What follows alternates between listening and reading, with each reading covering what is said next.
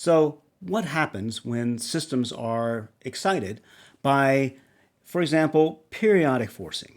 And that'll be the topic of today's lecture. I'm Dane Quinn from the University of Akron, and this is my series of lectures for mechanical vibrations. We'll start off and we'll kind of consider general excitation before we move to periodic types of forcing. Here we see our sort of canonical example of a spring mass damper system. And when I go to derive the equation of motion, I'll have coordinates and directions. I and j are the directions. Well, let's measure the stretch in the spring with x. We've modeled this kind of system a number of times, so I'm just kind of going to jump to the final result. Sum of the forces equals the mass times acceleration of the block. The forces that act on this block arise from the spring, right? So we'll have a term that looks like minus kx, and the damper, minus bx dot. Both of those are in the I direction. Now we have this addition of a time-dependent force. So that's going to be represented as f of t, again in the I direction. In terms of this coordinate, finally the acceleration is x double dot in the I direction.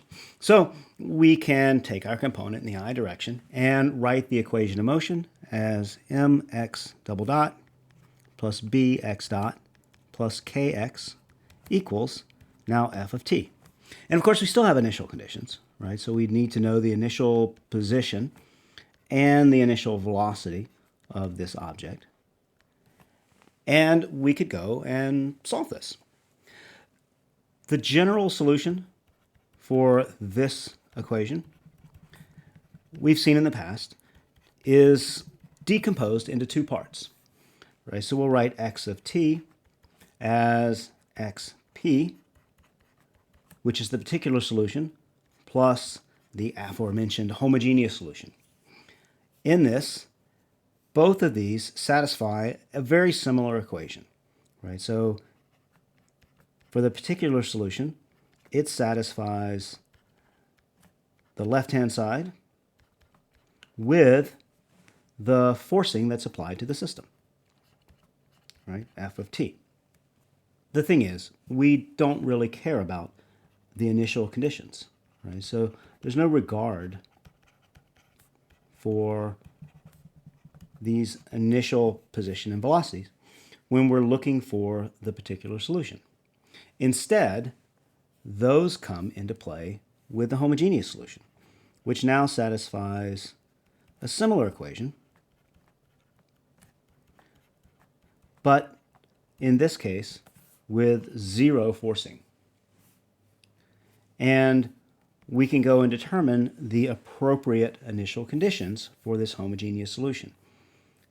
Once we have the particular solution, well, then the initial value of the homogeneous solution is x naught minus whatever came from the particular solution. And likewise for the velocity.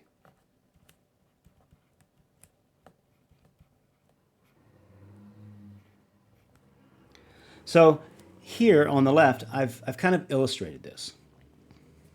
In gray, we have the homogeneous solution, right? So that'll be xh. Then in the blue, we have what we would find for the particular solution.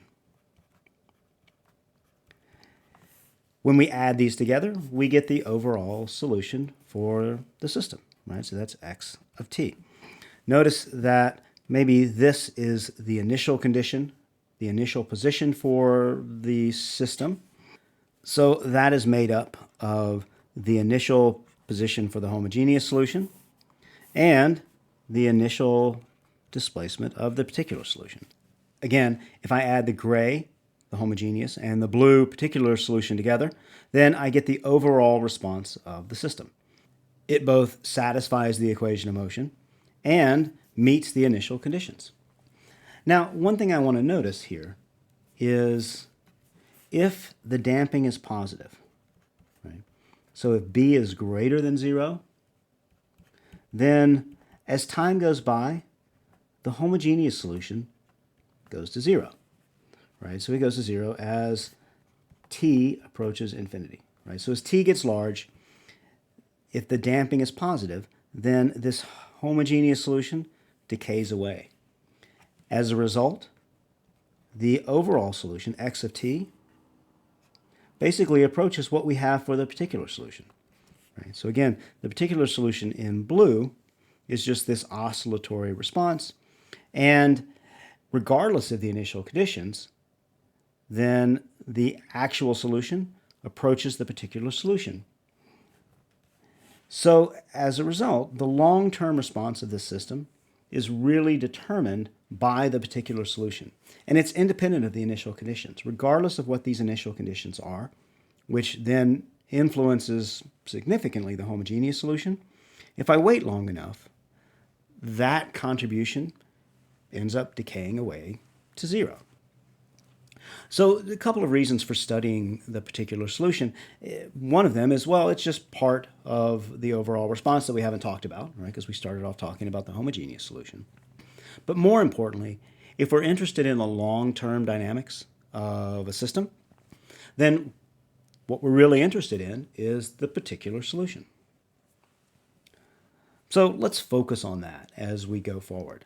And we won't really be concerned too much with initial conditions, knowing, of course, that if we needed to meet those, we could add in a homogeneous solution that we've already learned how to deal with.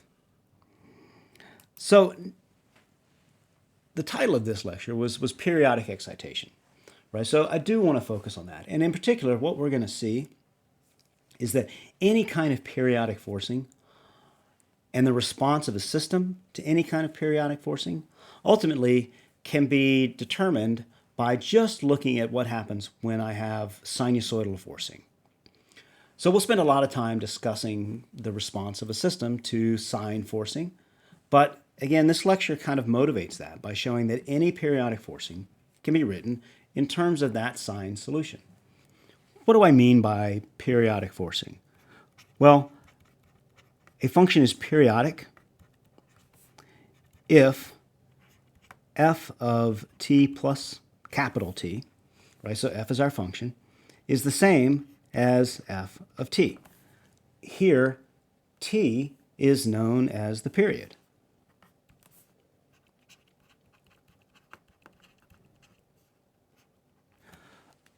Over here, sort of geometrically, what that really means is that if I take any value of time and I move ahead one period, I'll get the same value of the function. Right? So this distance in time is the period. And again, it doesn't matter where I start. Right? Let's start here and then move ahead one period. I get to right there. So again, here this is f of t, and that's going to be the same as f of t plus the period. Pick any point here. Pick there, and then you move ahead one period, and you'll get back the same value. So that's really what it means to be periodic, that your value one period in the future is the same as your value now, and it works for any time. Well, one of the nice things about periodic functions is that we have a great way of decomposing them, and that is in terms of a Fourier series. Let me remind you what those look like. Right? So if f is periodic, then we can write that as, well, in the following form. Some constant divided by 2 plus the sum from I is equal to 1 to infinity. You've probably seen this before, but I'm going to write it out anyway. A cosine omega t, omega I, and then b sub I sine omega sub I t.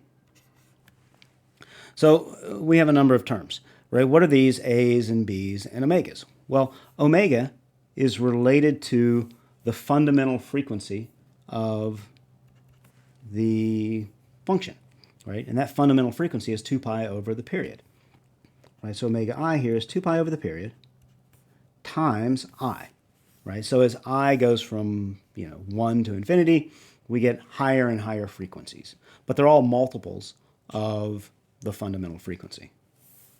What about these coefficients a and b? Well, those are the Fourier coefficients.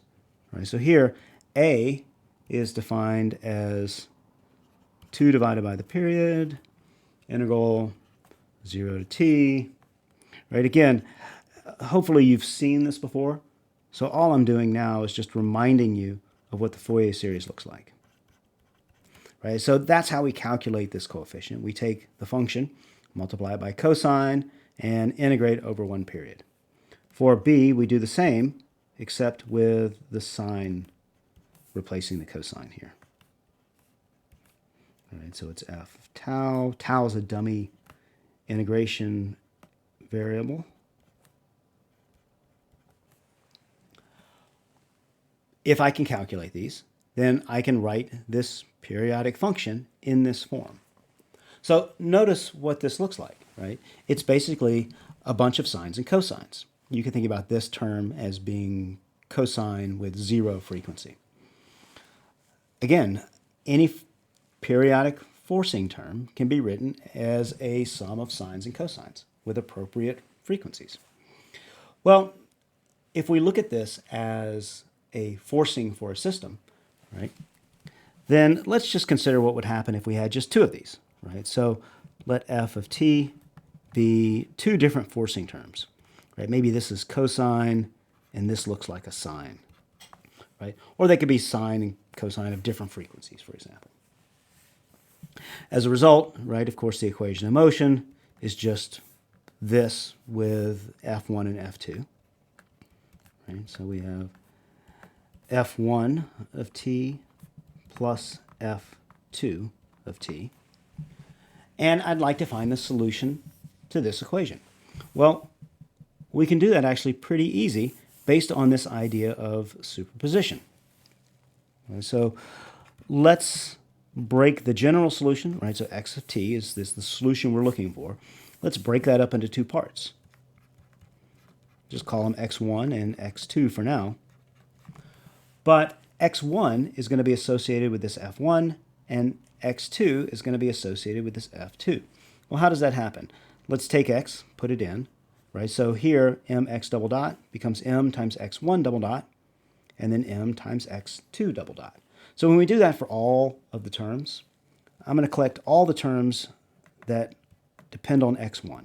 So I get an x1 double dot there, I get an x1 dot, I get an x1.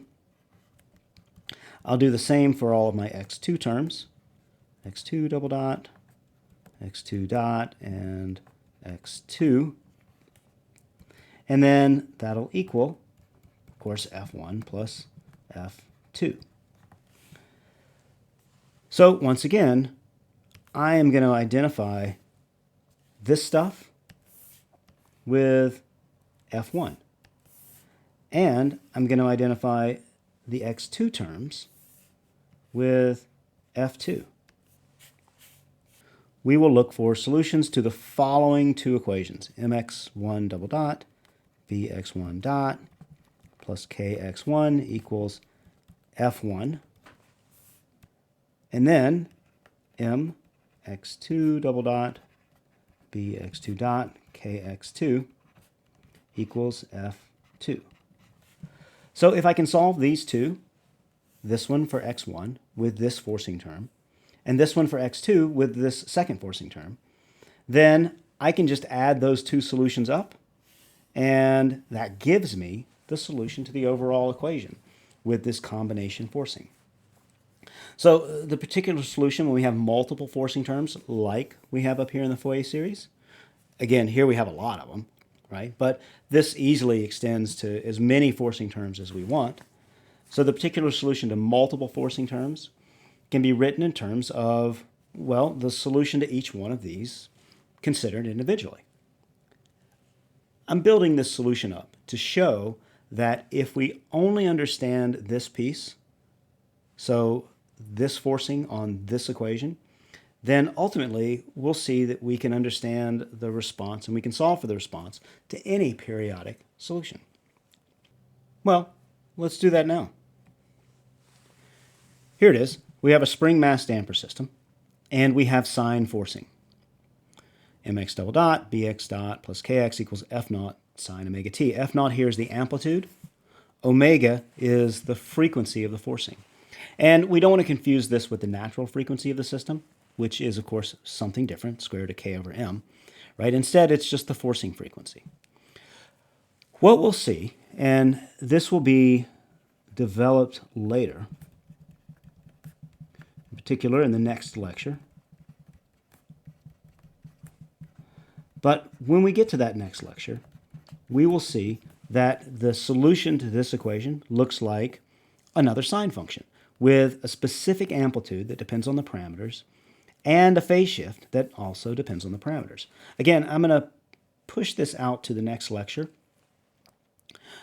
Here I'm just motivating our study of this equation, right? We'll spend a lot of time focused on this, and I kind of want to give you some motivation as to why. So just take it for now that the solution to this equation looks like an amplitude, again, a specific amplitude that depends on the parameters, and a phase shift that likewise depends on the parameters. So if I know that, let's go and see what we have for cosine forcing.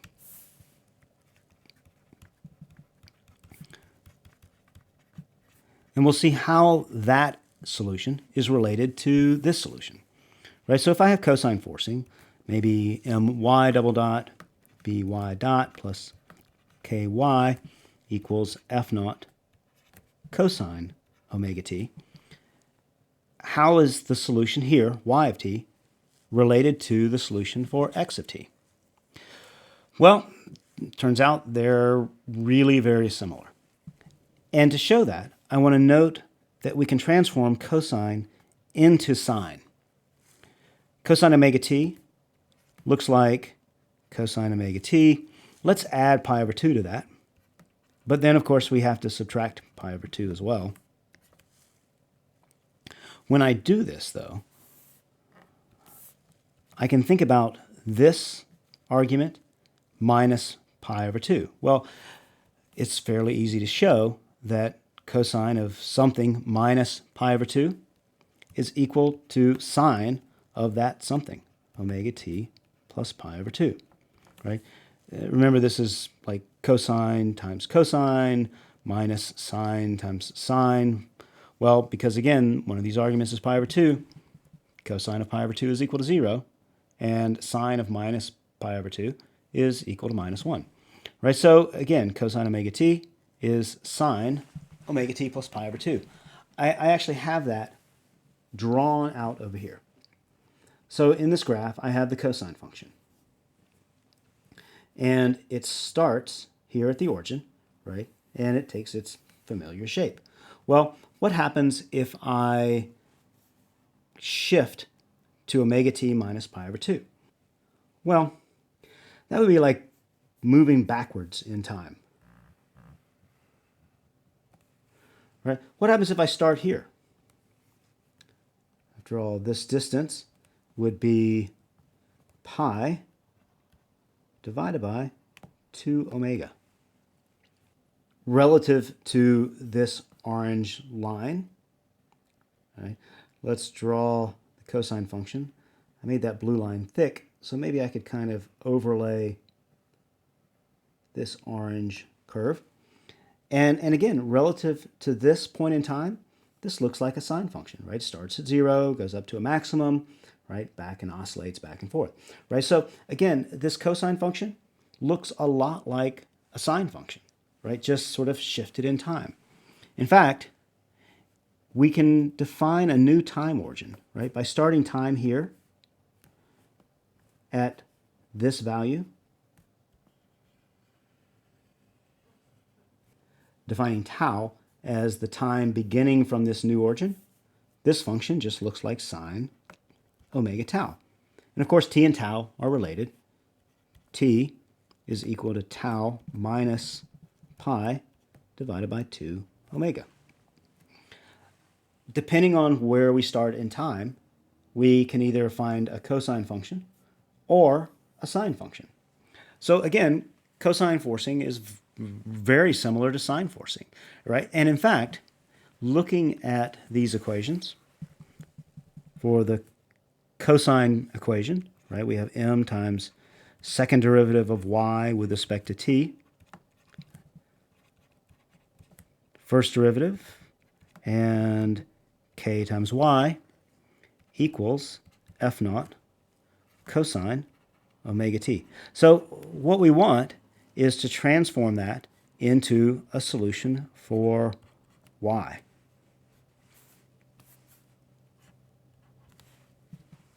Right, so y is equal to, well, something. And that something actually is going to be almost identical to the solution from the sine term. Again, we said this cosine is equal to, a shifted sine function.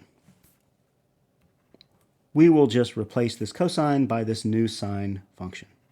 Right, so again, I get second derivative of y with respect to time. I have a first derivative,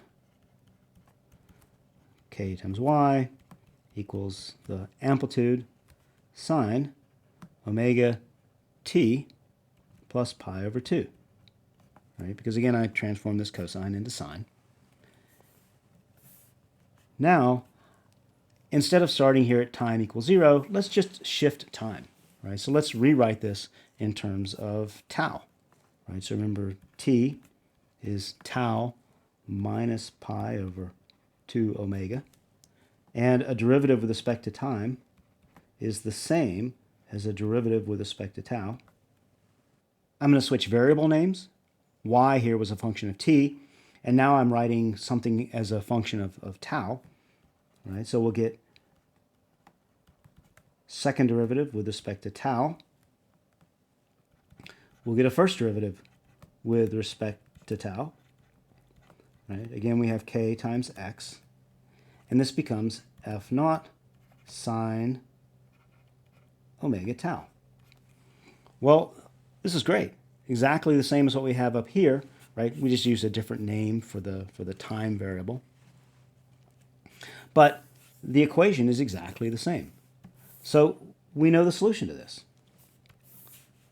X of tau is amplitude sine omega tau minus a phase shift.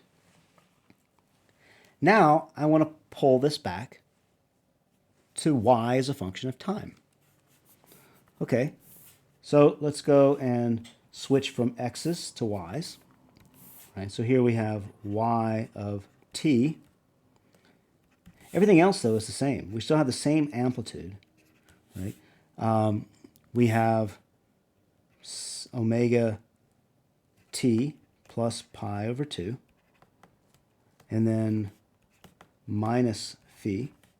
Right, so all I've done here, omega tau, I've replaced it with omega t plus pi over 2.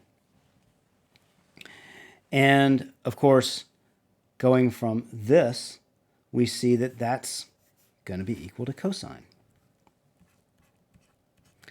So the final solution is cosine omega t minus phi. So we've gone back to actually what we wanted. The solution of this equation when forced by cosine is exactly the same as the solution to the equation forced by sine, except instead of having a sine response here, I just have a cosine. But the amplitude is exactly the same. And the phase shift from the solution is exactly the same. Remember what motivated this, right? It was this periodic function that was written in terms of sines and cosines.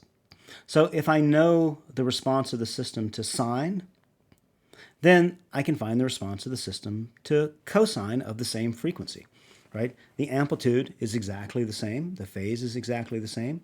It's just instead of the solution being written as sine omega t minus phi, it's cosine omega t minus phi.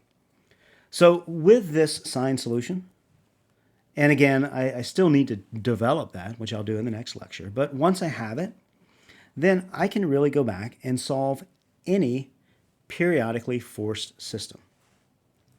So this sine forcing solution, right, is really very general, right? I can certainly use it to solve the system when forced by sines, right, or cosines, or again, in fact, using the Fourier series, any periodic excitation. So really this lecture was just kind of to motivate the work that we'll do in studying, developing, and understanding the response of the system when forced by sines.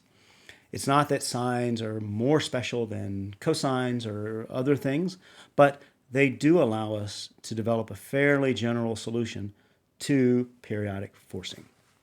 So that's it. Thanks so much.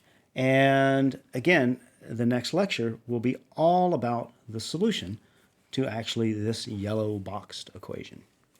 I'm Dane Quinn from the University of Akron. If you have feedback or comments, please send me an email, right? Leave a note on YouTube or through the course website. Always welcome to hear your comments. Thanks a lot. Take care. Bye.